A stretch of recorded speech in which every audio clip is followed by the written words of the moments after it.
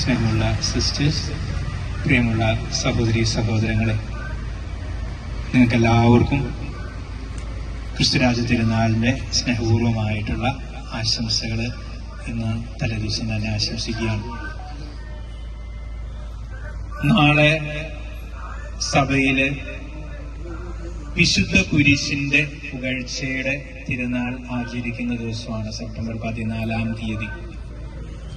കർത്താവിന്റെ ഈ രാജ്യത്വവും അവിടുത്തെ കുരിശിനോട് വളരെ അടുത്തു നിൽക്കുന്ന ഒന്നാണ്. ക്രിസ്തുരാജന്റെ തിരുസ്വരൂപം നമ്മൾ കാണുമ്പോൾ ഒരു രാജകീയ സിംഹാസനമല്ല, നേരെ മറിച്ച് അവിടുത്തെ കയ്യിലുള്ള കുരിശുരൂപമാണ് നമുക്കെല്ലാം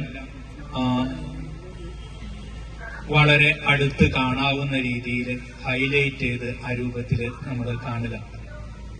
കുരിശിലെ അവിടുത്തെ ബലിയിൽ നിന്നാണ്, കുരിശിലെ ബലി വഴിയാണ് അവിടുന്ന് നമുക്ക്, നമ്മുടെ കുടുംബങ്ങൾക്ക്, നമ്മുടെ ഹൃദയങ്ങളിൽ രാജാവായിട്ട് വാഴുവാനായിട്ട് ആഗ്രഹിക്കുക. കുരിശില്ലാതെ, കുരിശിന്റെ സഹനങ്ങൾ ഒഴിവാക്കിക്കൊണ്ട് നമുക്ക് ഒരിക്കലും ക്രിസ്തുവിന്റെ അനുയായികളാവാനായിട്ട് കഴിയുകയില്ല. അവിടുന്ന് തന്നെ അനുഗമിക്കാനായിട്ട് ആളുകളെ വിളിച്ചപ്പോൾ നമ്മളാരും കരുതുന്നത് പോലെ കർത്താവ് നമ്മൾ ഒരുപാട് അത്ഭുതങ്ങൾ കാണുന്നുണ്ട്, അവിടുന്ന് അടയാളങ്ങൾ പ്രവർത്തിക്കുന്നത് കാണുന്നുണ്ട്, രോഗങ്ങൾ സൗഖ്യമാക്കുന്നത് കാണുന്നുണ്ട്, മരിച്ചവരെ ഉയർപ്പിക്കുന്നത് കാണുന്നുണ്ട്, അപ്പം വർദ്ധിപ്പിക്കുന്നത് കാണുന്നുണ്ട്. പക്ഷെ ഈശോ തന്നെ അനുഗമിക്കാൻ വിളിച്ചപ്പോ നിങ്ങൾ എന്റെ പിറകെ പോരെ, നിങ്ങൾക്ക് എല്ലാ ദിവസവും ഭക്ഷണം തരാം, അല്ലെങ്കിൽ നിങ്ങളുടെ എല്ലാ അസുഖങ്ങളും ഭേദമാക്കാം, നിങ്ങൾക്കൊരു അപകടവും വരില്ല എന്നൊന്നും പറഞ്ഞിട്ടല്ല വിളിച്ചത്. കർത്താവ് ശിഷ്യന്മാരോട് വളരെ കൃത്യമായിട്ട് പറഞ്ഞത്, നിങ്ങൾ എന്നെ അനുഗമിക്കാൻ ആഗ്രഹിക്കുന്നെങ്കിൽ, ആരെങ്കിലും എന്നെ അനുഗമിക്കാൻ ആഗ്രഹിക്കുന്നെങ്കിൽ സ്വയം പരിത്യജിച്ച് തന്റെ കുരിശുമെടുത്ത് അനുദിനവും എന്നെ അനുഗമിക്കട്ടെ എന്നാണ് പറഞ്ഞത്. കർത്താവിനെ അനുഗമിക്കുന്നത് കുരിശിന്റെ വഴിയാണെന്ന് അവിടുന്ന് തന്റെ ശിഷ്യന്മാരോട് ആദ്യമേ പറഞ്ഞു. പക്ഷെ കർത്താവിന്റെ പീഡാസഹനങ്ങളിൽ നമുക്കറിയാം, ശിഷ്യന്മാര് പലരും അത് മറന്നുപോയി. ഇവിടുത്തെ ഏറ്റവും പ്രിയപ്പെട്ട ശിഷ്യന്മാര് പലരും മറന്നുപോയി. നാളെ കുരിശിന്റെ പുകഴ്ചയുടെ തിരുനാളിൽ നമ്മൾ ലൂക്കാസ് വിശേഷത്തിൽ നിന്നും എമ്മാവൂസിലേക്ക് പോയ ശിഷ്യന്മാരുടെ ജീവിതാനുഭവമാണ് വായിക്കുക.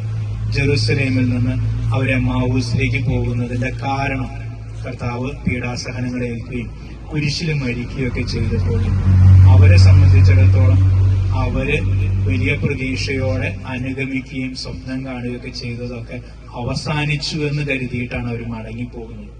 അപ്പൊ അവരുടെ കൂടെ ചേരുന്ന ഒരു അപരിചിതനോട് അവര് പറയുന്നുണ്ട്, ഈ കഴിഞ്ഞ നാളുകളിൽ സംഭവിച്ചതൊന്നും നിങ്ങൾ അറിഞ്ഞില്ലേ, ഇനി ഞങ്ങൾക്ക് വലിയ പ്രതീക്ഷയൊന്നുമില്ല. അപ്പോ അവരുടെ കൂടെ നടക്കുന്ന മനുഷ്യൻ അവർക്ക് കാര്യങ്ങൾ വിശദീകരിച്ചു കൊടുക്കുന്നത് വചനത്തിന്റെ വെളിച്ചത്തിലാണ്. ആ അപരിചിതനോട് അവർ പറഞ്ഞു എന്നാണ് ലൂക്കാസ് സുവിശേഷം പറയുന്നത്. അത് കഴിഞ്ഞ് വചനത്തിന്റെ അടിസ്ഥാനത്തിൽ രക്ഷകൻ സഹിക്കേണ്ടി വരും, കുരിശിൽ മരിക്കേണ്ടതാണെന്നൊക്കെ പറയുമ്പോഴും അവർക്കതൊന്നും മനസ്സിലാകുന്നില്ല.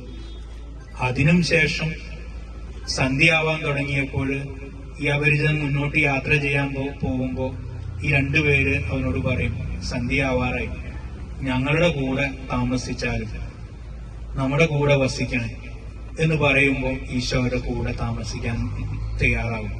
അവരുടെ കൂടെ ഇരുന്നിട്ട് അപ്പം മുറിച്ച് പങ്കുവെച്ചു കൊടുക്കുമ്പോഴാണ് അവരുടെ കണ്ണു തുറക്കുന്നത്. ലൂക്കാസ് സുവിശേഷം അങ്ങനെ തന്നെ പറയും, അവരുടെ കണ്ണുകൾ തുറന്നു, അവർ ഈശോയെ തിരിച്ചറിഞ്ഞു.